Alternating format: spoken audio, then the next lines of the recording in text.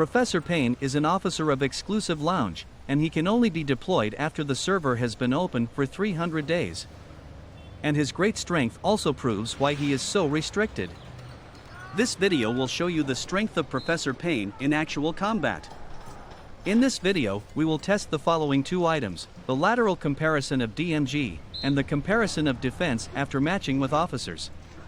The test environment is an independent test server, VIP level 0, 9.2 stars main battle tank/helicopter, without parts. First of all, let's test the DMG of Professor Payne and other officers. The target of the test is 9.2 stars super heavy tank. I'll only use one officer at a time, attacking the super heavy tank until one of them is destroyed. For the accuracy of the data, each officer will conduct 3 tests, and the tests are divided into 2 groups, main battle tank and helicopter.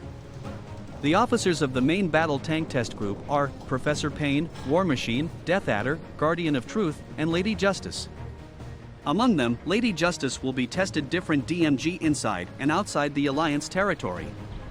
The officers of the helicopter test group are Professor Payne, War Machine, Death Adder, Guardian of Truth, Lady Justice, and Valkyrie. Among them, Lady Justice will be tested different DMG inside and outside the Alliance territory. Let's take a look at the results of the main battle tank test group. In order to test the DMG in the best state, this result was made without the main battle tank taking damage. Professor Payne's DMG is the first, thanks to his highest skill DMG in the current version. In addition, since the unit did not receive damage in this test, the 100% HP will also trigger the effect of dealing extra DMG in Professor Payne's tactical skill. There is no big difference of Lady Justice's DMG between inside and outside the Alliance territory. The reason is that the 5% difference in firepower is not very large.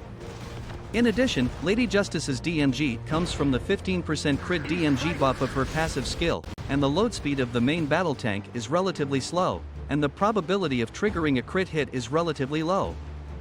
The next is the results of the helicopter test group, which was also made without the helicopter taking damage. Professor Payne's DMG is still the highest, but the gap with other officers is not as big as the main battle tank. It is because helicopter has a faster firing rate, coupled with the armor-piercing effect, dealing DMG to super heavy tank is higher than main battle tank. Professor Payne's firepower buff is only 20% at most, which is not high compared to other officers, and only by relying on high tactical skill DMG to create some distance. According to these two tests, we can see that the DMG type officer suitable for tanks and the one with the highest DMG in field battles is Professor Payne.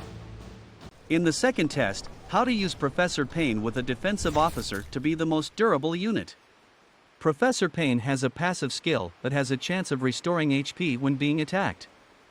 The initiated attack and the counterattack will affect the test results, so I divided into 2 groups of tests. One is the case of initiating attack, and the other is the case of being attacked. In addition, crit and puncture will also affect the results, so each group will be tested 3 times. The defensive officers who are suitable for tanks in the current version are Thorn Countess, Steel Fighter, and Sergeant Spanner. As for the enemy officer, I chose the combination of Professor Payne and War Machine. Both sides use 9.2 stars main battle tank. Below is the result of initiating attack. The combination of Professor Payne and Thorn Countess is the most durable combination, with 2 losses and 1 win. Even if the HP restoration is not triggered, Thorn Countess's shield can still have a very good defensive effect, and because the opponent is also Professor Payne, Thorn Countess also has a passive skill buff to reduce 30% skill DMG, which can better against the opponent's skill DMG. The second is the combination of Professor Payne and Sergeant Spanner. Sergeant Spanner's tactical skill can also restore a certain amount of HP, so this combination has a very good result in terms of taking damage. However, the other 2 passive skills of Sergeant Spanner will not take effect in field battles, and the DMG will be much worse than the other 2 combinations. The third is the combination of Professor Payne and Steel Fighter, with a record of 2 losses and 1 win, which is also the longest duration time in the test. But this test is a special case. In this test, Professor Payne has been triggering the HP restoration, so this combination has taken damage for a longer time. Below is the result of counterattack. The combination of Professor Payne and Thorn Countess is still the most durable, and there is a certain probability of counter-killing the opponent. The combination of Professor Payne and Sergeant Spanner is not as good as the one with Steel Fighter. In both tests, the combination of Professor Payne and Thorn Countess won, so we can say that this combination is the most suitable defensive match for Professor Payne in the current game version. So according to the two tests this time, we can say that Professor Payne is the tank officer with the highest field DMG in the current version, and if you want to improve his defensive performance, the combination with Thorn Countess is the best.